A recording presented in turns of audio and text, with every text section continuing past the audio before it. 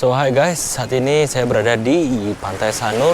Saat tadi kita kesini itu beneran jalanannya sepi banget. Waktu kita sampai di pantainya, kita lihat beberapa kafe juga pada tutup. Yang buka cuma 1-2 aja. Hotel-hotel juga pada tutup. Look at this, pantai juga sepi.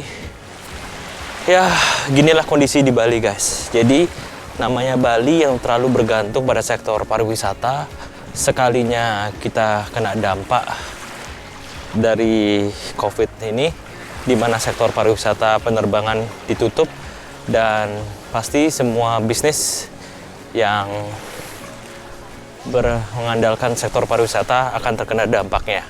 Mau itu baju, retail, mau itu hotel, kafe, restoran, banyak sekali dampaknya. Karena kita sudah terbiasa dan kita memang bergantung pada pariwisata. Namun saat ini saya ingin mencoba untuk menyemangati para pelaku usaha, pebisnis yang saat ini sedang struggling. Ya, kita semua sama struggling, tapi di balik semua ini pasti ada yang berhasil juga di industri-industri tertentu. Namun saya berbicara dengan Anda yang saat ini sedang struggling. Jadi yang pertama adalah percayalah bahwa this too shall pass. Percayalah bahwa badai ini pasti akan berlalu. Kita semua tahu bahwa pasti dalam hidup pun kita akan mengalami banyak sekali cobaan, banyak sekali tantangan. Mungkin ini bagi Anda adalah tantangan yang begitu berat. Namun selalu bersyukur karena setidaknya kita masih diberikan kesehatan. Setidaknya dengan adanya pandemi ini kita bisa belajar sesuatu, yaitu kalau bagi saya ya, bagaimana kalau hal ini bisa terjadi lagi di kemudian hari atau di masa depan. Maka otomatis saya sudah harus berpikir bahwa bisnis itu memang perlu menyiapkan dana cadangan, dana darurat lah. Jadi setiap kalian mempunyai profit dalam company kalian, jangan lupa untuk disisihkan sebagai dana darurat, karena kita nggak tahu 10 tahun ke depan bisa aja ada virus apa lagi gitu nanti ke depannya. Kita nggak pernah tahu guys gitu. Yang abadi adalah perubahan. Nggak ada sesuatu yang pasti di dunia ini, yang pasti adalah perubahan. Jadi untuk mengantisipasi hal tersebut ya, untuk mengantisipasi hal ini lagi terjadi di kemudian hari, maka secara bisnis kita harus punya yang namanya dana darurat. Oke, begitupun juga untuk kehidupan kita. Setidaknya kita kalau bisa bertahan selama 6 bulan, kita masih bisa berpikir apa ya yang harus dilakukan, langkah-langkah apa yang harus dilakukan. Oke, begitu kita punya percaya bahwa this too shall pass, maka sekarang kita mulai berpikir apa hal yang bisa kita lakukan untuk survive dulu deh. Ya, saya selalu bilang gak usah lah kalian gengsi-gengsi mau misalnya bisnis travel, pinginnya stay di bisnis travel terus gitu. Saat ini apa yang mau dilakukan gitu, orang travel aja dari pemerintah aja penerbangan pada ditutup. Jadi jangan terlalu idealis gitu. Saat ini kita yang praktis saja, apa yang bisa dilakukan agar kita untuk survive. Kalau kalian memang punya bakat di bisnis di dunia makanan lah, kalian bisa masak, lakukan itu dulu lah, jualan makanan. Saat ini jualan makanan juga semakin meningkat ya, karena orang mulai bisa masak dari rumah dan juga orang bisa jual lewat GoFood atau GrabFood. Jadi platform itu bisa dipakai dengan baik. Kita harus beradaptasi dengan situasi seperti ini guys. Kita harus bisa untuk mencoba untuk survive dengan cara yang kita bisa lakukan gitu. Mulai lihat dari bakat Anda, mulai lihat dari apa yang harusnya bisa jalan pada saat kondisi seperti ini. Contohnya ada ya, kalau saya pivot ke membuat masker, yang biasanya saya membuat baju. Ya, baju tetap jalan ya, tetapi saya memproduksi lebih banyak masker daripada baju. Kemudian mungkin saat ini adalah waktu yang tepat untuk kita merefleksikan banyak hal. Contohnya, selama ini mungkin kita terlalu disibukkan dengan kesibukan di dalam bisnis.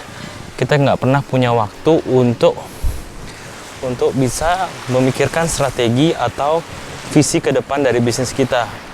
Kita selama ini terlalu sibuk di dalam operational bisnis dan kita selalu tidak pernah memperhatikan tim kita sebenarnya secara lebih intens lagi. Sebenarnya mereka itu potensinya itu di mana sih? Apa sih yang bisa saya berikan untuk meningkatkan kemampuan mereka? Mungkin sekarang saat yang tepat dari internal dari bisnis kalian, ya. Karena selama ini kita jarang punya waktu merefleksikan diri. Sekarang karena kita punya banyak waktu untuk refleksi, mungkin kita bisa merefleksikan diri.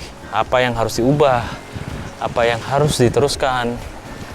Lalu kita memikirkan juga ide-ide baru lagi, biar nanti saat pandemi ini berakhir, maka kita sudah siap dengan tim yang lebih hebat, dengan visi yang lebih jelas, langkah-langkah yang lebih jelas, dan juga produk-produk baru yang fresh, yang lebih siap lagi.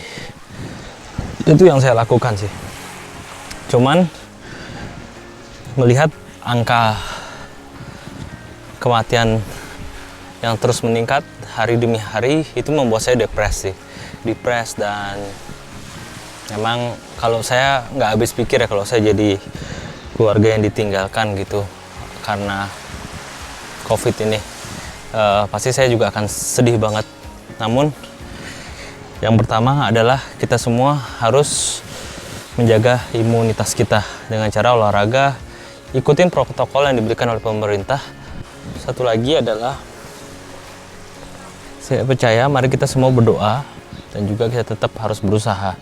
Kenapa? Karena kalau kita hanya diam saja, maka kita sudah pasti akan kalah dan kita sudah pasti akan selalu menyalahkan orang lain. Kalau kita diam saja, maka kita sudah pasti kita tidak ada pemasukan lagi. Yang harus dilakukan adalah terus bergerak, terus berpikir, terus take action, dan selalu menjaga imunitas tubuh, menjaga kesehatan, itu yang paling penting. Dan dengan banyaknya angka kematian dari gara-gara COVID ini, itu membuat saya berpikir bahwa hidup ini singkat ya guys, gitu. Kita nggak pernah tahu, padahal harusnya kalau rata-rata orang hidup sampai 70 tahun, kita bisa nggak tahu, bisa aja ada beberapa orang yang meninggal di usia 40, 50 gara-gara kena COVID ini. Itu membuat saya bahwa nobody knows gitu. Memang kematian itu sesuatu yang pasti, tetapi kita tidak tahu kapan kita itu dipanggil. Karena itu jangan pernah kalian menyia-nyiakan waktu yang berharga ini. Ya, lakukan apa yang penting bagi kalian. Cintai orang yang kalian cintai. Kalau kalian saat ini masih punya keluarga, nenek, kakek, teman-teman yang kalian sayangi atau keluarga yang kalian sayangi, katakan bahwa kalian mencintai mereka, kalian menyayangi mereka sekarang juga. Karena hidup ini begitu singkat, dan yang terpenting adalah lakukan hal yang menurut kalian penting dalam hidup ini. Ya, lakukan hal yang membuat kalian happy dalam hidup ini, yang kalian senangi, yang kalian pilih, sehingga tidak ada penyesalan di kemudian hari. Itu aja pesan dari saya. Semoga kita semua bisa melalui masa-masa ini dengan baik, dan saya percaya bahwa selama kita berusaha dan kita berdoa, pasti ada jalan. Selalu be grateful and take action.